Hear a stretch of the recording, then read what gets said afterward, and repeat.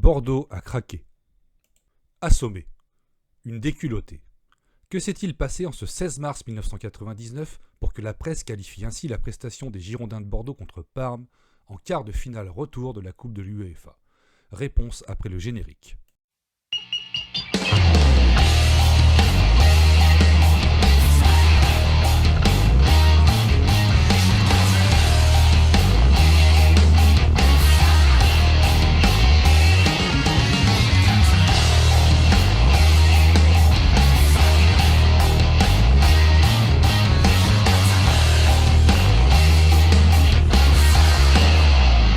Si le club de Bordeaux dispute la Coupe de l'UEFA lors de la saison 98-99, il le doit à la 5e place obtenue à l'issue du championnat de France 97-98 et à la victoire du Paris Saint-Germain dans les deux coupes nationales. Lors du premier tour, Bordeaux est opposé au Rapide de Vienne. Après un match aller laborieux qui s'est achevé sur le score de 1 but partout, les Marinés Blancs obtiennent leur qualification en Autriche grâce à 2 coups de canon d'Hervé Alicart et de Lassina Diabaté qui leur ont permis de s'imposer 2-1. Au tour suivant, le club au scapulaire affronte le Vitesse Arnhem. Bien que peu connu des supporters, le club compte dans ses rangs le grec Nikos Machlas, soulier d'or européen en 1998, et est invaincu sur sa pelouse depuis l'inauguration de son nouveau stade futuriste, le Gelredome. Après avoir réalisé un petit exploit aux Pays-Bas, en obtenant un succès 1-0 sur un but de Wiltord, les Bordelais compostent leur billet pour les huitièmes de finale grâce à une victoire 2-1 obtenue sur la pelouse de l'Escure. En huitièmes de finale, ce sont les Suisses du Grasshopper Zurich, qualifiés sur tapis vert au tour précédent contre la Fiorentina, qui se dresse sur la route des Bordelais. 2 matchs nuls 3 partout en Suisse et 0-0 à l'Escure permettent à notre club chéri de se hisser en quart de finale de la compétition où un très gros morceau les attend, le Parma AC. En effet, l'équipe dirigée par Alberto Malesani possède dans ses rangs des joueurs de niveau international avec Buffon, Thuram, Sensini, Cannavaro, Dino Baggio, Bogossian, Fouzer, Véron, Crespo ou encore Chiesa, sans oublier des remplaçants qui ont pour nom Fiore, Balbo, Aspria et Stanic. Avant la rencontre, les Giallo Blu occupent la 2e place du classement de Serie A, derrière la Lazio de Rome et juste devant la Fiorentina. Cette 2e place souligne la qualité de l'escouade d'Emili. Dans un championnat particulièrement relevé où évolue la Juventus, l'Inter, le Milan, la Lazio, la Fiorentina ou encore la Roma, les Parmesans, qui doivent disputer des matchs de très haut niveau chaque week-end, ont obtenu des statistiques impressionnantes. 43 buts marqués, 12 victoires, 8 matchs nuls et 3 petites défaites en 23 matchs. Le public bordelais ne s'y trompe pas en remplissant intégralement les tribunes de l'Escure. La venue du vainqueur de la Coupe des Coupes 93 et de la Coupe de l'UEFA 95 en Gironde est un petit événement. Dans une ambiance des grands soirs, les joueurs de Beaup jaugent leur adversaire, dont le 11 de départ a été légèrement remanié. Chiesa et Crespo débutent sur le banc, Bogossian est absent, puis prennent peu à peu le dessus sur lui, avant de planter une première banderie à la 39e minute. Diabaté récupère le cuir au milieu de terrain. En une touche de balle, il sollicite Laslan dans le dernier tiers du terrain. Le Médocain pose le ballon au sol et sert Benarbia, qui tâtonne avant de donner à Pavon sur sa gauche. Le capitaine bordelais trouve ensuite Wiltord, qui remet à Benarbia en retrait. Grâce à sa superbe vision du jeu, l'Algérien lance Pavon sur un pas aux abords de la surface adverse. D'un crochet, le numéro 7 élimine superbement son adversaire direct, puis dépose la sphère sur la tête de Mikou, qui marque le premier but des Girondins d'une tête plongeante. 1 minute après ce coup d'éclat, Ramé relance à la main sur Mikou. Très inspiré, le meneur de jeu contrôle de la poitrine, puis se débarrasse de Benarivo d'un magnifique coup du sombrero. Il rentre dans l'axe à grandes enjambées sous les encouragements de la foule et sert Wiltord sur la gauche. Le meilleur buteur du championnat donne en retrait à Pavon. Lui aussi très inspiré, le capitaine voit l'appel en diagonale de Mikou dans la surface et trouve ce dernier d'un ballon piqué parfait. Mikou remet en une touche de l'intérieur du pied à Wiltord au point de pénalty et la panthère bordelaise fusille Buffon pour porter le score à 2-0 juste avant la mi-temps.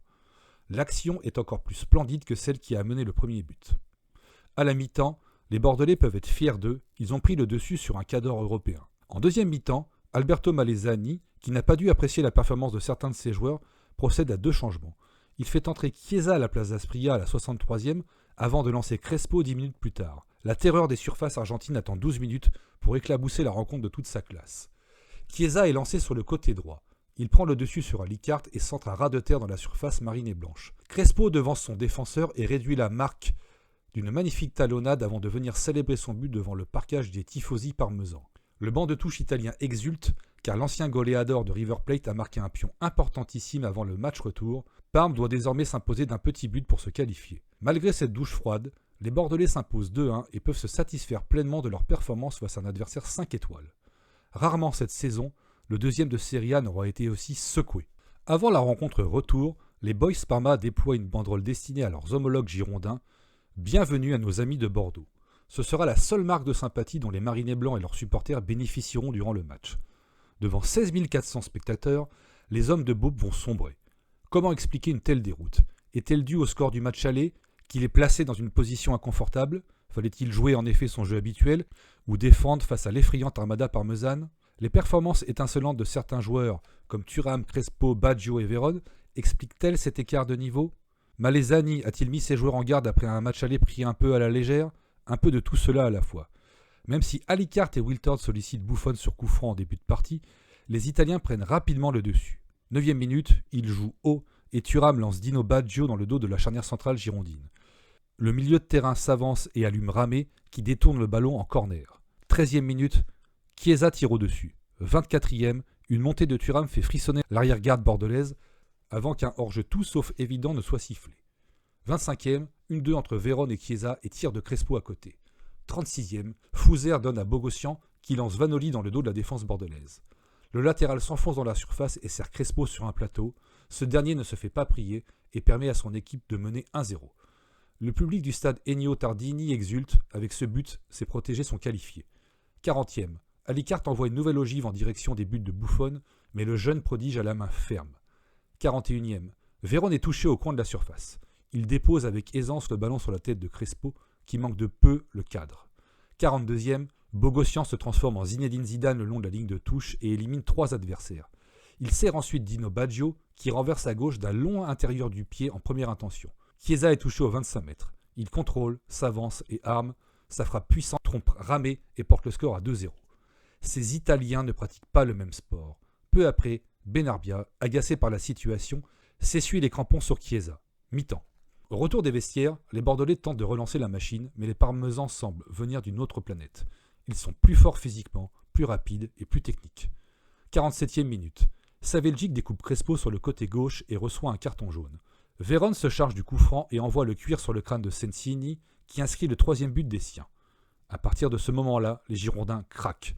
58e. Benarbia perd le ballon au milieu de terrain. Une passe plus tard, Chiesa se présente face à Ramé et marque. 4-0. 65e. Thuram trouve Vanoli dans le dos de la défense bordelaise. Le latéral lance Crespo de la tête et l'Argentin barre Ramé d'un plat du pied. 5-0. En défense, Cannavaro, Sensini et Thuram semblent mesurer 5 mètres de haut et sont partout. Au milieu, Vérone, si décevant en match aller, arrose les 4 coins du terrain des deux pieds avec une déconcertante facilité. En attaque, les appels de Crespo et Chiesa vont obliger Alicart et Saveljic à consulter un psychologue pour les 3 années à venir. De leur côté, les Girondins ont totalement perdu leur football. 87e, Aspria s'infiltre dans la surface et voit son tir repoussé par Ramé. Balbo suit, mais un défenseur posté sur sa ligne renvoie sa tentative. Le ballon s'élève et retombe au milieu de la surface. Pensant avoir entendu un coup de sifflet de l'arbitre, Saveljic s'en saisit des 2 mains. L'homme en noir désigne logiquement le point de pénalty. Le Monténégrin demande à Balbo, le tireur, de se montrer clément envers son équipe. L'Argentin l'envoie promener et inscrit le 6e but des jaunes et bleus d'un contre-pied parfait. 6-0, premier set pour des Parmesans qui compostent leurs billets pour les demi-finales.